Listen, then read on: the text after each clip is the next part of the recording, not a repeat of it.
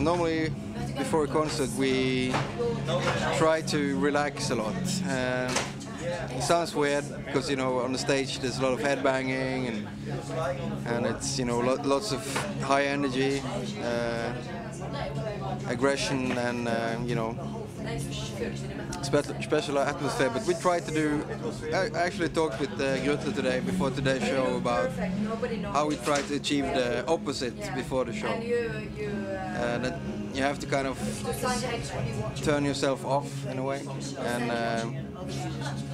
try and relax as much as possible, and then just before the show, that's the point. Then that's when you start building up towards the climax, which is supposed to be when you hit the stage. So we do, you know, the drummer has to warm up. That's what he's doing. There will be people sleeping in the couches, people lying on the floor. It looks very much the opposite of how it looks on the stage. I hope so. While on the other side, you see, sometimes we see in the festivals like pop bands or stuff like that, they'll be all jumping around in the backstage and really, you know, doing aerobics before they go on stage. Then they go on stage and they stand around doing nothing for 1 hour. So it's kind of the opposite thing.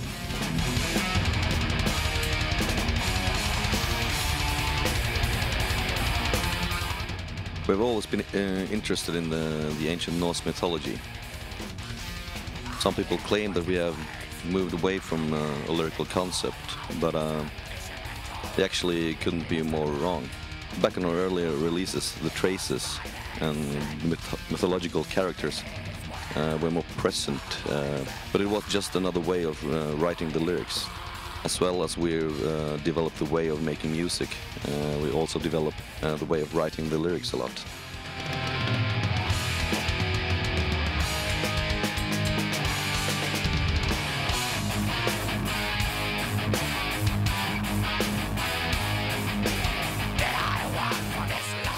I can agree that they are more cryptic and personal nowadays, but they're still full of mythological parallels.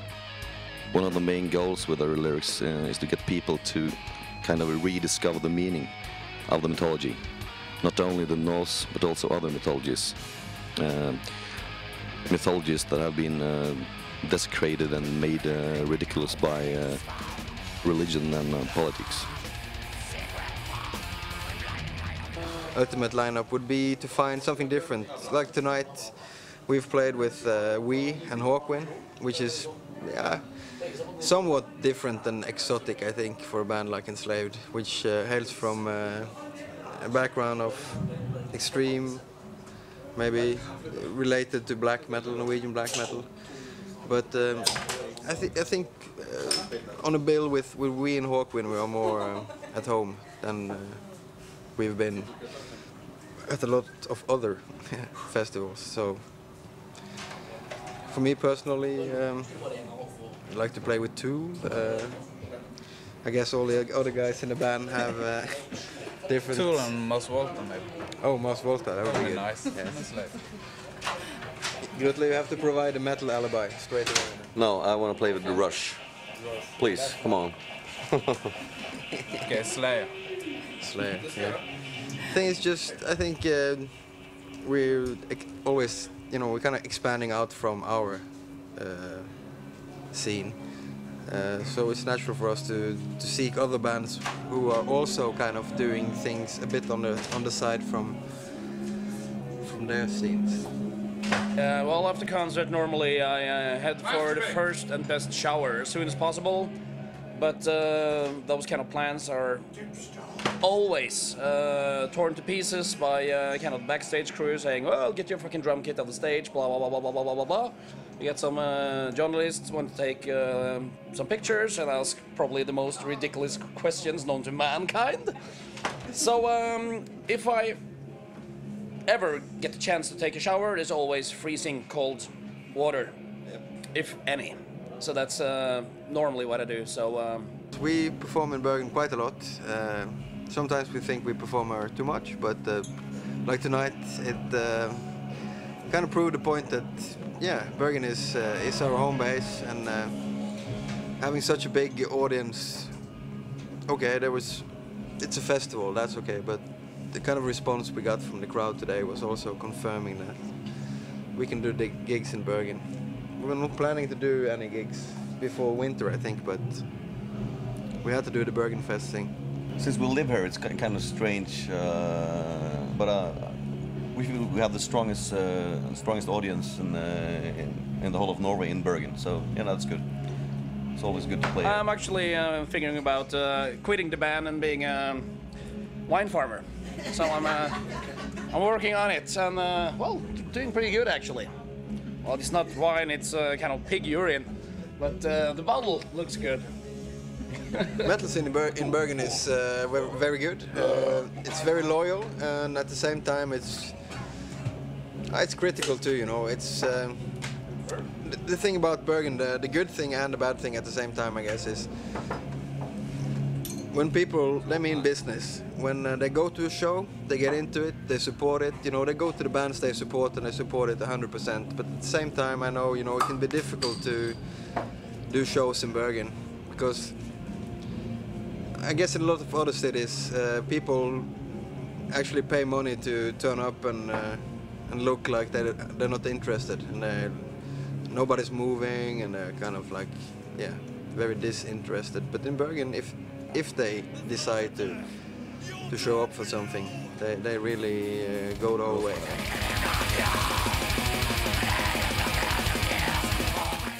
The funny thing that a lot of people outside Norway have been very interested in, which language we have been using, which language we are using. People ask us a lot of times why we changed from Norwegian to English lyrics.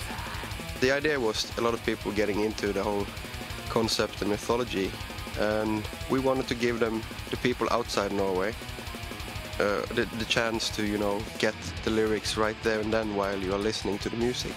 It's a good thing that people are interested, but lyrics is just another instrument. I think people can still enjoy Enslaved even though they're understanding the words now.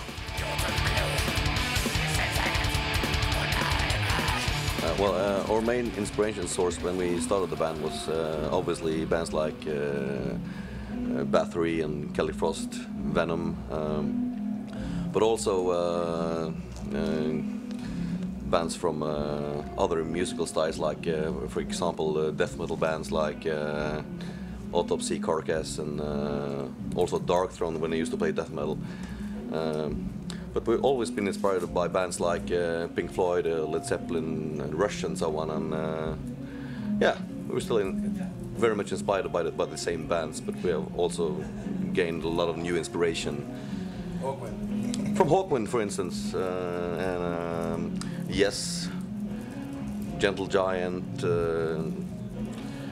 lots of progressive shit. Well, you kind of never forget kind of bands you grew up with. So nowadays, I still from time to time put on the good old Rising album with Rainbow. When Arve plays good old Kiss tunes on the Nashville, enjoy that, and Rain and Blood always goes on, and well, good old Creator albums. So well, the old heroes are still the best and the oldest, but well, there's new decent band popping up, but not that many actually. 2005 has been a great year for Enslaved. Won a lot of prizes in Norway, done a lot of great shows, been touring a lot, so it's been a good year. We're gonna play Roskilde Festival this year, for the first time.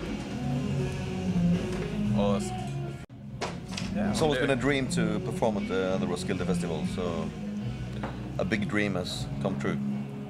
You could say about Enslaved that we have a very true and dedicated fan base, which is luckily has expanded as a total. Of course, the earlier stuff was more oriented towards the black metal stuff, and a lot of those people found it interesting. We are also extreme metal fans, fans from black metal and death metal, but we still kept on trying to expand Enslaved music, and I think it's the same with the crowd. Lots of them follow what we do, and some people prepare prefer. I mean, the first few albums, but you know, that's fair enough. We keep on growing and expanding. And speaking about development of Enslaved, I think we actually grown harder in the meaning that we've totally abandoned every compromise. In the early years, I think we did what we wanted to do then too, but at some point around the third or fourth album, we realized that we had to do exactly our own thing, totally independent of what people expected and critics, audience, whatever. And that seems to be what people enjoys about it now.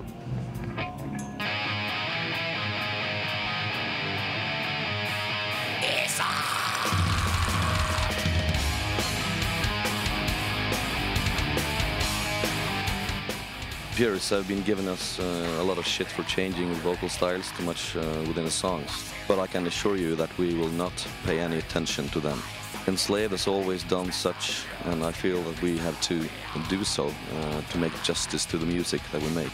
I mean, it doesn't seem right to come up with some extreme and guttural screams on top of a mid-paced mellotron theme. Sometimes it does, but not always.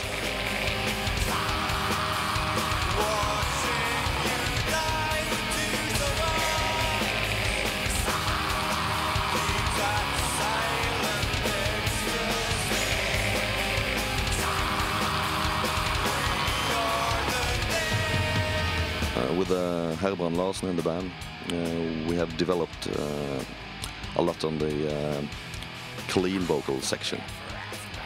He's a good vocalist and has got very good creative skills in arranging the vocal melodies and such. Me and him had actually every vocal arrangement ready before recording the East album.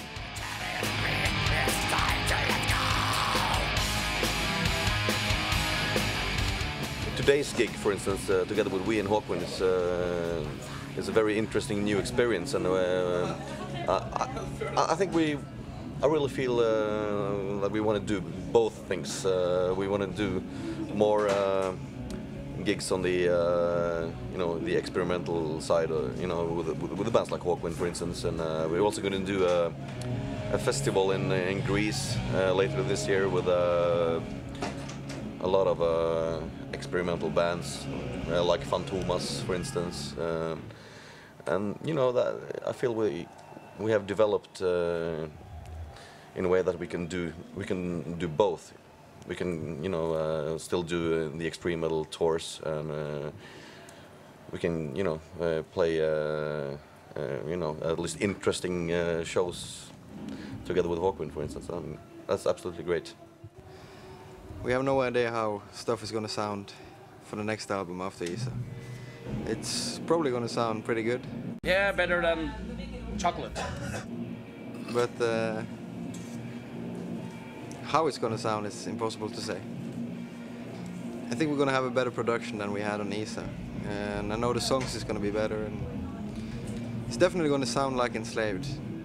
But we always say that, and it's still surprises both us and people in general. So we always tend to make the next record quite similar to the last song we made on the previous album. So the last song we made for Below the Lights was at The Crossing, and that's probably the song that reminds you most of the material on Isa. And Return to Yggdrasil was the last song we made for Isa. So Genesis, I have to correct you. No. Return to Yggdrasil was the last one we made.